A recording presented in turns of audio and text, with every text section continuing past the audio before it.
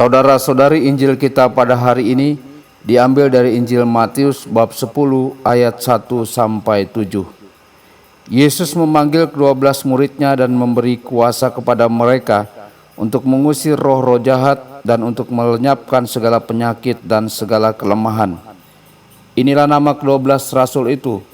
Pertama Simon yang disebut Petrus dan Andreas saudaranya, dan Yakobus anak Yebedeus dan Yohanes saudaranya, Filipus dan Bartolomeus, Thomas dan Matius pemungut cukai, Yakobus anak Alfeus dan Tadeus, Simon orang Zelot, dan Yudas Iskariot yang mengkhianati dia.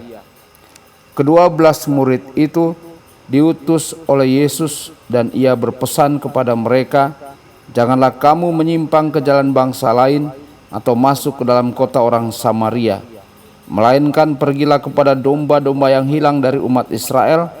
Pergilah dan beritakanlah kerajaan sorga sudah dekat." Demikianlah sabda Tuhan. Terpujilah Kristus.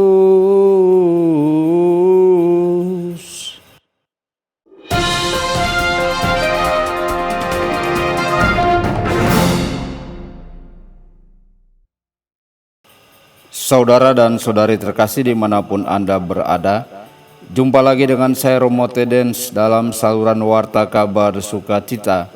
Semoga Anda semua dimanapun berada senantiasa dalam keadaan sehat dan bahagia. Saudara-saudari, syarat kerajaan Allah untuk bertumbuh dan berkembang seperti yang dikehendaki Kristus adalah Kristus menolak karya oleh hanya satu orang. Kita menghormati dan bersujud di hadapan pilihan ilahi yang dinyatakan dalam keinginan Kristus untuk membiarkan kemenangannya diwujudkan melalui banyak orang, yang dimulai dengan 12 rasul. Dalam 12 rasul, kita menemukan model dari setiap panggilan Kristus untuk membangun kerajaannya, untuk mewartakan iman dengan perkataan dan perbuatan. Jika tidak ada tanggapan atas panggilannya, tidak ada kerajaan Allah. Apakah kita sering merenungkan panggilan kita? Apakah kita melihatnya terkait dengan keluarga dan tempat kerja kita? Sudahkah kita menanggapinya? Banyak orang yang berada di bukit pada hari itu. Banyak yang tertarik kepada Yesus dan ingin dekat dengan Yesus. Tetapi hanya 12 orang yang menerima panggilan eksplisit untuk menjadi rasul. Rasa kegemaran ada dalam setiap panggilan dan setiap misi dari Tuhan. Untuk apa kita dipilih dalam hidup? Tidak ada orang lain yang bisa memahaminya.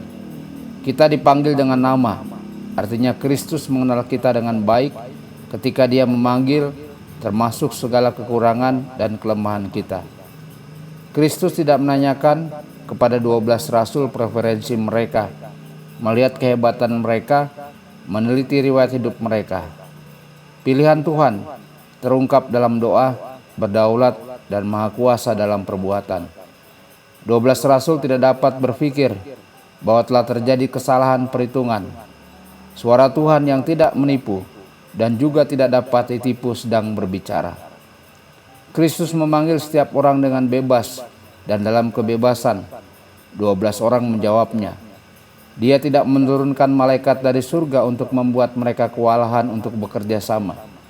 Kristus hanya berdoa kepada Bapa. Tuhan telah memanggil kita masing-masing. Panggilan kita sebagai rasul bukanlah soal keinginan kita untuk menjadi rasul.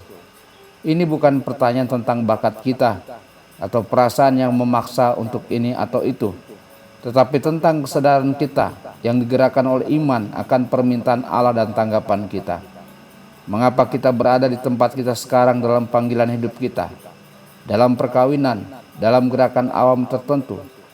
Kita tidak akan pernah tahu sepenuhnya, karena hanya Tuhan yang tahu kedalaman hikmatnya.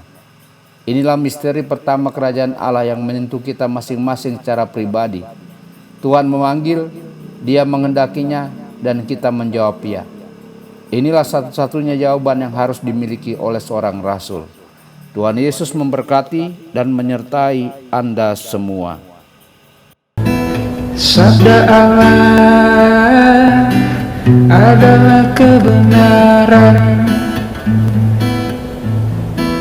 Sabda Allah adalah kehidupan. Mari kita mencintainya, mari kita menghayatinya. Ya Tuhan yang ku muliakan, sabdamu angkat resahku. Mari kita